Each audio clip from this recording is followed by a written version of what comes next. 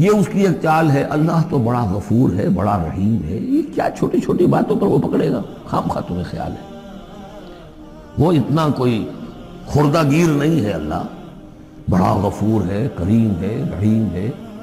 اب اس سے وہ جری کرتا تھا کہ جرت بڑھتی جا رہی ہے اسی پر کہ اللہ کی شان غفاری پر دھوکہ کھا رہا ہے. یا ایھا الانسان ما غرک بربک الکریم، کس چیز نے تجھے دھوکے میں ڈال دیا ہے اپنے رب کریم کے بارے میں؟ الذی خلقک فسواک فعدلک، جس نے تمہیں تخلیق کیا، پھر تمہارا تسویہ کیا، پھر تمہارے اندر اعتدال پیدا کیا، برابر کیا. عدلک، تمہارے قواعد جسمانی، قواعد نفسیاتی، ان سب میں ایک اعتدال پیدا کیا ہے. یہ عدل جو ہے یہ گویا کہ اس تخلیق کے اندر بھی مضمر ہے، انہیرنٹ ہے. اور اللہ تعالیٰ بھی عدل کرے گا تاکہ جو بھی گناہگار ہیں ان کو سزا دی جائے اور جو نیکوکار ہیں ان کو جزا دی جائے. یہ اس کا تقاضا ہے. لیکن تم در حقیقت اس کی شان غفاری کو ایمفیسائز کر کے اس پر زیادہ اس پر زور ڈال کر تم انکار کر رہے ہو. فی ای صورت ما شاء رکبک، پھر جس شکل میں اس نے چاہا ہے تمہیں ترکیب دے دیا، جوڑ دے دیا. کلا بل تکذبون بالدین، تم جزا و سزا کا انکار کر رہے ہو. در حقیقت اللہ کی شان غفاری کے قصیدے نہیں پڑھ رہے ہو، بلکہ یہ شان غفاری کے قصیدے پڑھنے کا مطلب کیا ہے کہ تم در حقیقت جزا و سزا کا انکار کرنا چاہتے ہو. اس یہاں سے کبھی ہم نے کنارہ نہ کیا، پر تو نے دل آزردہ ہمارا نہ کیا. ہم نے تو جہنم کی بہت کی تدبیر، لیکن تیری رحمت نے گوارا نہ کیا. یہ بالکل وہی فلسفہ ہے. جہنم کی تدبیر کر رہے ہو تو اس کے عدل کا تقاضا ہے کہ جہنم میں پہنچائے تمہیں.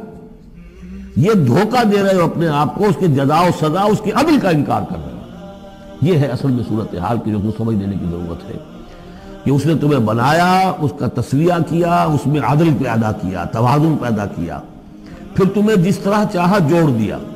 کسی کی ناک بڑی بنا دی، کسی کی آنکھیں بڑی بڑی بنا دی، جو چاہا اس نے کیا. آپ نے اپنے فیچرز خود تو چوز نہیں کیے ہیں کہ اپنی مرضی کے مطابق بنا دیے گئے ہیں، آپ کی مرضی کے مطابق. ہاں، حضرت حسان ابن ثابت نے کہا ہے حضور کے بارے میں کہ کأنک خلقت کما تشاء، اے نبی ایسے معلوم ہوتا ہے کہ آپ کو تو پیدا کیا گیا جیسا کہ آپ نے چاہا. آپ کا حسن جو ہے وہ اپنی جگہ پر ایک شے تھی، وہ ایک اعجازی صورت ہے. ظاہر بات ہے انسانوں کو جو بھی ملتا ہے وہ تو اپنا ان کا چوائس کوئی نہیں. فی ای صورت ما شاء رکبک، مختلف اجزاء کو جس صورت میں چاہ جوڑ دیا. کلا بل تکذبون بالدین، اصل بات کیا ہے کہ تم جزا و سزا کا اور عدل کا انکار کر رہے ہو.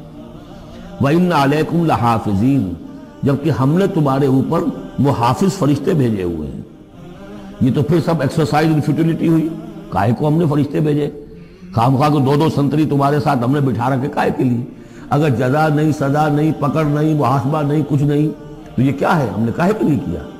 وَإِنَّ عَلَيْكُمْ لَحَافِظِينَ كِرَامًا كَاتِبِينَ، وہ بڑے باعزت فرشتے جو لکھ رہے ہیں، يَعْلَمُونَ مَا تَفْعَلُونَ، جو جانتے ہیں جو کچھ تم کر رہے ہو. یہ چیز اللہ نے پھر کاہے کے لیے کی؟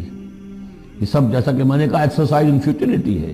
یہ تو عبث ہے، کار عبث، اور اللہ تعالیٰ کوئی کار عبث بیکار نہیں کرتا. تو نتائج نکلیں گے.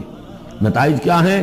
ان الابرار لفی نعیم، نیکوکار اللہ کے وفادار بندے وہ ہوں گے نعمتوں میں.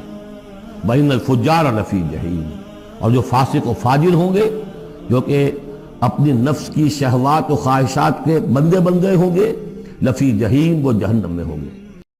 دین کی بات پھیلانا صدقہ جاریہ ہے. ثواب کی نیت سے ویڈیو کو شیئر ضرور کیجیے. جزاک اللہ.